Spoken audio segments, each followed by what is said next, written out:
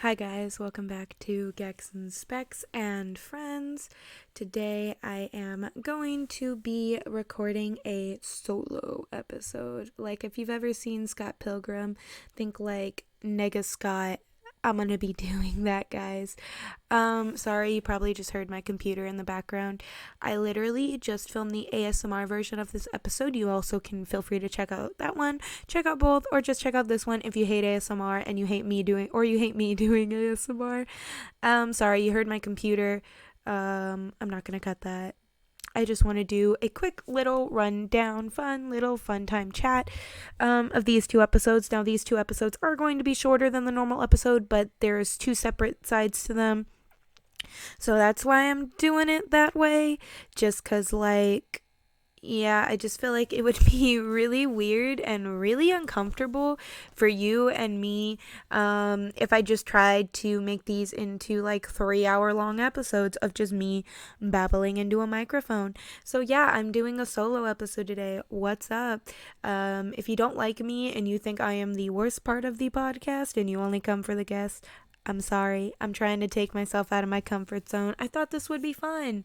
I don't know why. I'm literally terrified right now. I have ADHD, so I can babble. I love talking to myself. I just sounded like I'm crazy, but I do love talking to myself. I guess I'm talking to you guys, so it doesn't feel like I'm talking to myself completely, but I am just babbling into the void right now. Now, fun story. These episodes have been the hardest thing in the world to film. I actually filmed these 2 weeks in advance.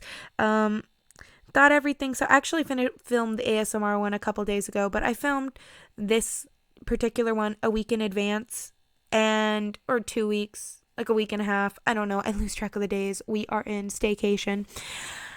And it did not go well. The ASMR one, for some reason, halfway through it decided to pick up on my computer mic instead of my nice, expensive $170 mic. So all you heard is psh, psh, psh, like weird mouth sounds like that.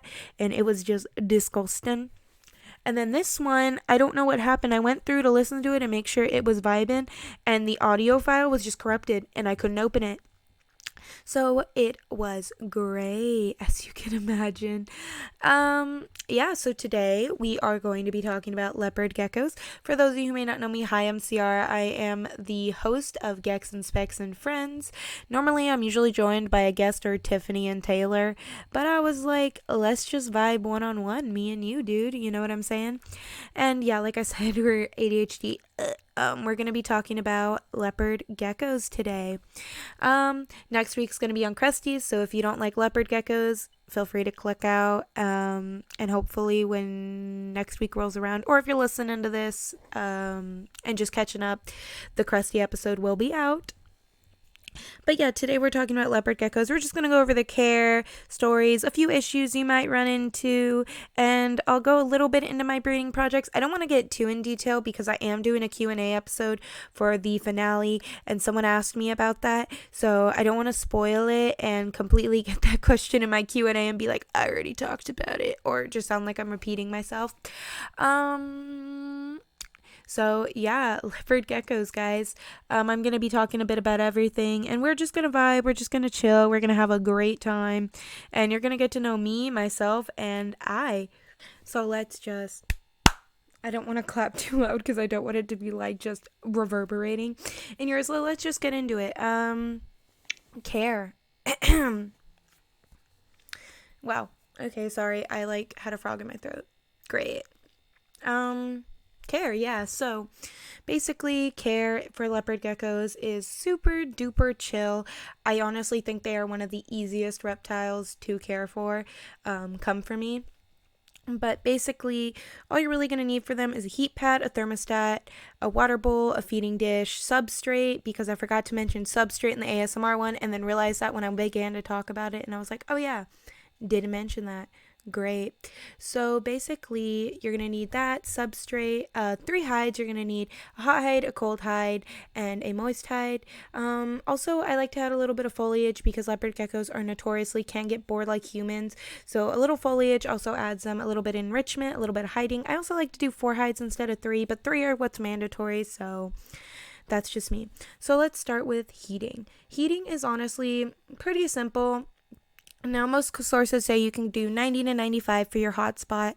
I personally like to stay in the 90 to 92 range, or 89 to 93 at most, because I feel like anything above 93, my leopard gecko will not go near it, like, at all. Like, I know they say 90 to 95. No.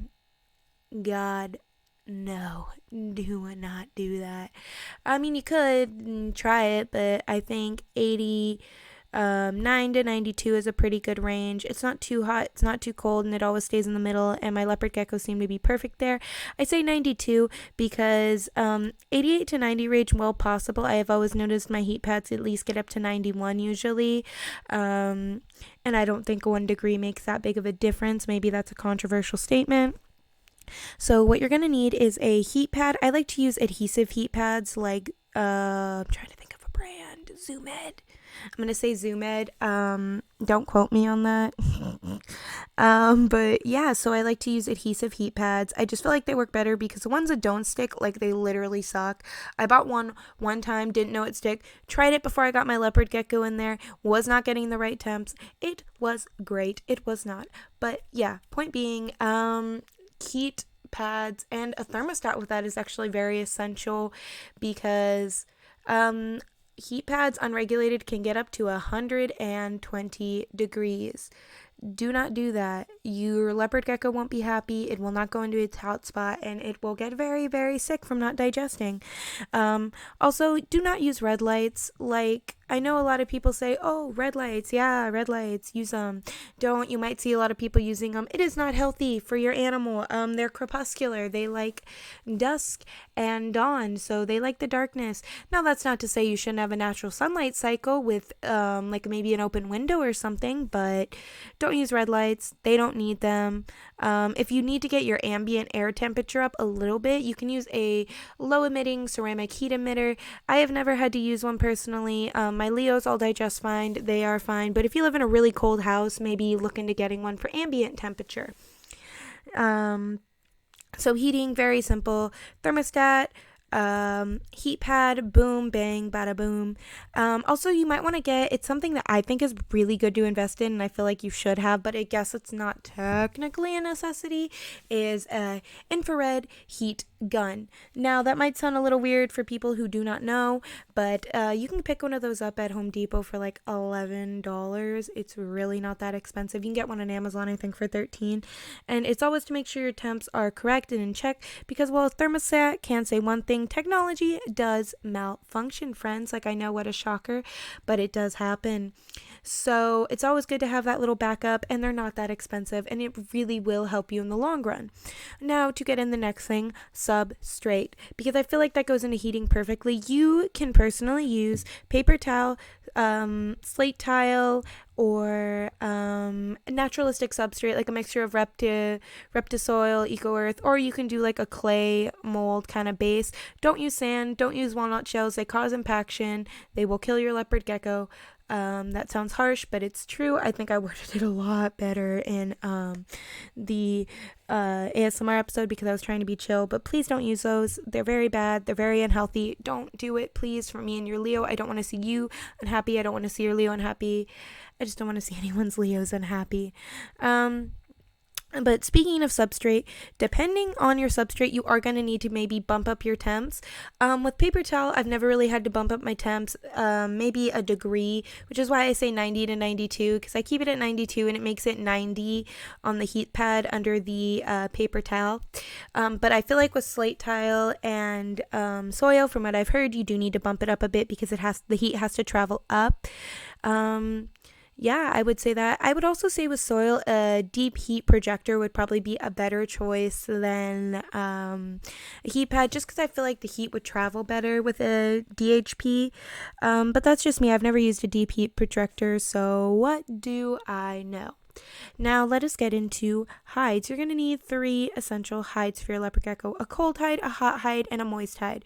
Cold and hot hides, very simple. You could use coconut hides or cork log hides. If you want to get creative, you can do different hides. Just as long as they fully enclose your Leo will be happy and safe. Shout out to Strodies. They aren't sponsoring me, I swear. I just really love their products. They have these really cute little moon hut bubble hides that are like $20, and I actually have one in Saturn's enclosure, and he loves that thing. Yeah, definitely. If you want to look for weird or interesting hides, I would definitely check them out. And plenty of other not enclosures, but Etsy accounts have them. Strodies is just the biggest one. I'm probably mispronouncing their name, but definitely give them a look. Like I said, they don't need anything extravagant. Also, throwing in a few fake plants is amazing. Yeah, like fake plants are great. Like you could honestly buy a $2 or a $4 one. Your leopard gecko's not going to know. They're just going to have fun climbing through it and whatnot. I literally bought this pothos fake plant for $6, and it's huge and spans across the whole 20-gallon enclosure if I stretch it out. Great thing. Great fun. Yeah, that's pretty much it with them. For a moist hide, what I like to personally say is you can use a mason jar, or you can take an old Tupperware container, get a box cutter knife or something similar like a razor blade, and cut open a little entranceway for your leopard gecko. And then you're just going to want to burn it down with a lighter so that they can't cut themselves on it, and it works perfectly with a little moist paper towel in there. It's super simple, kind of ugly, but it works, and your leopard gecko is not going to care. Also, I want to touch on your enclosure does not need to be pretty. Like, I mean, my enclosures, they are filled with hides and filled with fake plants, and they look disgusting. There are no themes. I swear to God, in Jack's enclosure, he has like a Christmas cactus in a pot, a pothos plant, fake pothos plant, his ugly giant moist hide enclosure, his huge cork log on his hot side, and on his cool side he has that one weird huge Petco rock hide that completely encloses them, and it was like $20, and I bought it because I was like, that's so cool, and he rarely ever uses it. Go figure. But yeah, that's with his hides. His plants serve as another hide because he can hide into them. Yeah, that's about it for your that's just my example of, you don't need things to be aesthetically pleasing for you as long as it's pleasing to your animal. They don't care what it looks like. Next thing I want to touch on is the 20-gallon tank. I did not mention this in the ASMR episode, and I feel kind of bad, but I was really nervous filming that. You can also use a similar bin enclosure to do that instead. Like a bin works just fine as well, as long as it is the appropriate sizing and they can still get natural sunlight in to have a natural sleeping schedule. Food and water dishes, pretty simple. Don't make it so deep that they could get stuck and drown in it. They don't need a dog water bowl. It's just a simple little rock dish. Perfect. Food dish, I like to use a feeder no escape dishes. You can find them at most expos or at rainbowmealworms.com. Again, I'm not sponsored. I am just shouting out things that I love. And you can find them there pretty simply, pretty easy. Yeah, that's a pretty easy point. I'm trying to think if I missed anything because I'm literally just trying to hit these points. I'm not trying to speed through, and I really hope it doesn't seem like that. I didn't write a script. I probably should have, but I like to talk naturally. I don't like to script. Anyway, I think I covered everything. Yeah, like I said, they're pretty simple pets. They don't need much. Yeah, that's about it. So now let's get into the story time aspect of leopard geckos. I feel like the Tana mongoose. I feel like a Tana mongoose. I've become a story time YouTuber, guys. So I'm just going to do a quick little fun story time about my reptiles. Saturn is the most annoying gecko ever.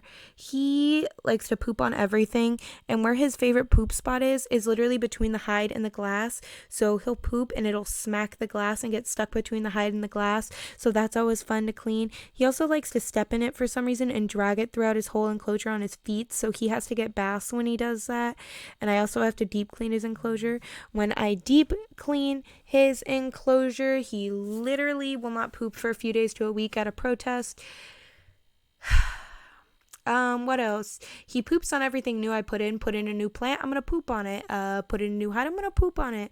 Oh, you put in a nice new clean feeder dish that isn't even a new dish, you just cleaned it, I'm gonna poop in it. He is just messy, he's disgusting. I love him though. He is probably one of my favorite pets. I mean, all of them are my favorites. I really can't choose one, but I love him. He's a messy, disgusting little homebro.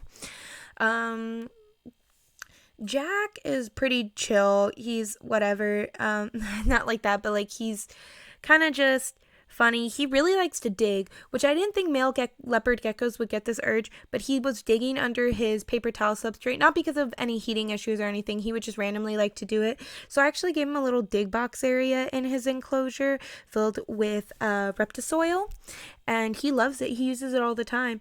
I put like a little paper plate underneath it so it kind of kicks on there. Sometimes it gets off and I have to deep clean his enclosure, but for the most part that works. Like I said, my enclosures aren't cute, but they work. Yeah, that's about it. He really likes to dig. That's really fun.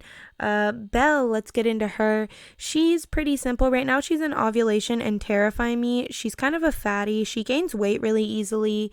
So right now in ovulation, she's lost like 2 grams, and I'm literally terrified. I'm like, oh my god, she's losing weight when I should but it's been a while since she's 8, and that's just a little bit nerve-wracking.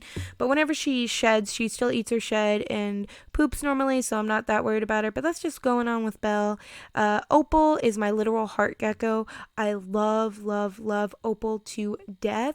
Every time I open her enclosure, she comes right up, runs up onto my hand, crawls up my arm. She'll sleep in the crook of my elbow. She's just the sweetest little thing. I love her. Baby Melon is a jerk. He's a little bit defensive. He's not as bad. He doesn't bite anymore, which is amazing. But he's still a little skittish, and we are working with him. You've probably never seen him on my account unless you look at my stories, because I don't post him. I haven't done a photo shoot with him because it just gives me anxiety, and he's not ready for it. He's not ready for that. We still need to get more comfortable with each other. But we have improved, and I am actually, this is a great way to lead into my next segment, on how we've improved. I feel like I'm talking really fast, and I really apologize. Like, I swear I'm not trying to. I'm just like babbling into the void. Definitely with Baby Melon, this leads me into some trouble we might run into. You might get a defensive leopard gecko. They happen. They suck. I mean, they don't suck. They're just a little bit scared, but it sucks to deal with, especially if it's your first pet.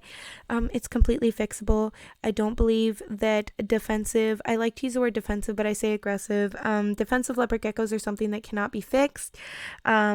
Definitely, if you want to work on handling them, like if they're defensive when you take them out of their enclosure, don't put them back if they're tail wagging or biting. If they bite you or tail wag, do not teach them that means they get to go back, because they will do that every single time, because they learn to associate that with you putting them back and them being left alone, and they just don't need that. It's not going to help you, and it's just going to teach them really negative Pavlovian forced behavior. If they're very cage defensive, I would suggest putting your hand in for 15 minutes a day. They might nip at you if they're really defensive. Baby Melon used to nip at my hand all the time, and I would just leave it there. You just got to leave it there and show them, I'm not leaving. Do not fear me. Do not feel threatened. Don't reach to touch them. Just keep it in there. If they come up and they bite you, it happens. If they come up and sniff you, don't reach out to touch them. Just keep still. It helps a lot. Also, taking an old piece of dirty clothes, like a dirty t-shirt or something, not like disgustingly dirty, but something with your scent on it. I had an old sports bra that had a rip, and I was going to throw it away anyway, but I decided to put it in Baby Melon's enclosure balled up. It really helps because they tend to learn to associate your scent with home and safety, so they tend not to fear you as much.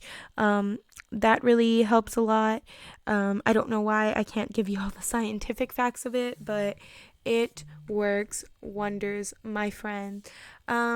Last but not least, the last option you can do is hand feeding is really great. Get some tongs, use your fingers. If you're scared to use your fingers, get some tongs, get some rubber tips or bamboo tongs, and feed your leopard gecko by your hand. They will associate you with food. Food is good. You are good. Yeah, that's about it. Next subject I wanted to touch on is a little bit of constipation. It can happen. Maybe you accidentally fed your animal something too big, or they're just not pooping because they're being stubborn, or they're a little too nervous in their new home. All you need to do is dip one of their prey items lightly in some mineral oil, natural mineral oil. You can get it at CVS, like a huge bottle for $8, and it'll last you forever. And basically, when you do that, they'll eat it and then they will go to the bathroom usually. It's a lot less stressful than a bath. It's what I usually like to resort to before a bath if one of my Leos is having constipation issues, because it usually works because it gets their guts flowing and moving. Stuck toe shed is another thing you might run into. Sorry, I was just checking the time because I feel like I'm talking way too fast and I'm not trying to. But I feel like I sound like the wacky wave inflatable arm tube man, or wacky waveable inflatable arm tube man. You know that Family Guy skit? I feel like I sound like that. But I want to talk about stuck toe shed. Happens, guys. Please don't feel bad if it happens. Leos are notoriously dumb when it comes to shedding, and at some point you probably will get a stuck toe shed. It's a very simple fix. Don't panic. All you're going to need to do is moisten a Q-tip and lightly put not a ton of pressure, but a little bit of pressure, and try to roll down that stuck shed in the downward angle of the toe. It usually, after being wet for a while, will pop off. You can do a hot bath as well. I usually just do a warm water spray on a Q-tip and just hold it there and then slowly move it down. Unless there's a ton of stuck toe sheds, I don't really feel the need for the bath. If it's just one, I feel like that's more stressful. That might be a controversial opinion. Like I said, you're just going to hold that cotton swab there and then slowly move it down with the moistened end. It's not that difficult. It's not that hard. It's a very simple process. Don't be scared. Your Leo might try to move away or tail wag a little, but you're helping them. Just remember that you are helping them, and that will help calm your nerves a lot. I'm surprised, actually, this is going a lot quicker than the ASMR episode, I guess, because I'm just talking with you guys. I mean, at the end, these are still going to be like 25 to 30 minute episodes, so it'd be like an hour-long normal episode. Sorry, I'm just babbling. But last but not least, I'm going to try and touch a little bit on a few things going on with the series and whatnot, and my future breeding projects, just as a little update so I don't have to do it in the super fun Q&A episode. One update, or actually I'll just start with my breeding project, keep it very simple.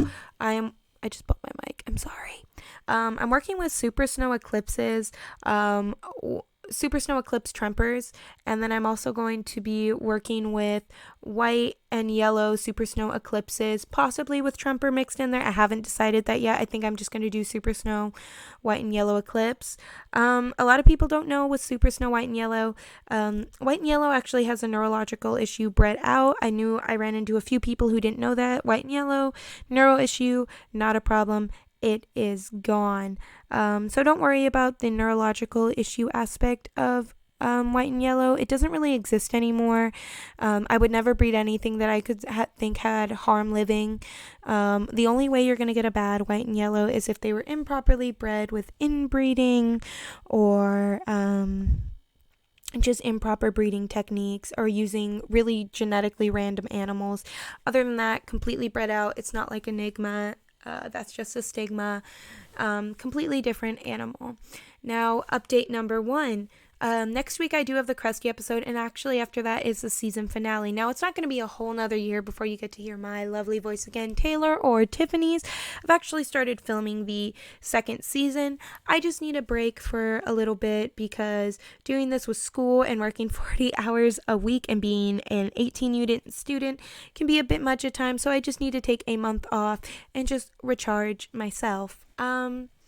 But yeah, so the podcast should be wrapping up later this month and coming back sometime in late May or early June.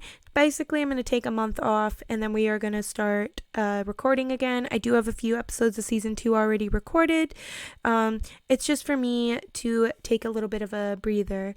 Update number 2. This is the third to last episode of the season. Next week we have an episode on Cresties and the ASMR, and then we are going to have Tiffany and Taylor and I's Q&A, and then we are done for the season. I have stickers for sale right now for $2 if anyone's interested in buying them. I also have opened a Patreon if you want to check it out. Has some random little perks on there. I swear it's not self-advertisement. I just feel like I never talk about my Patreon because I'm embarrassed. But I do have one. Stickers for sale for $2. Just DM me on Instagram. And yeah, those are about all the updates and the fun little stuff that I'm doing. I really hope you guys enjoy this. I'm sorry if I talked too fast or babbled into the non-existent void, but it was actually really fun for me, and I hope you enjoy it, guys. Have a good one. Bye.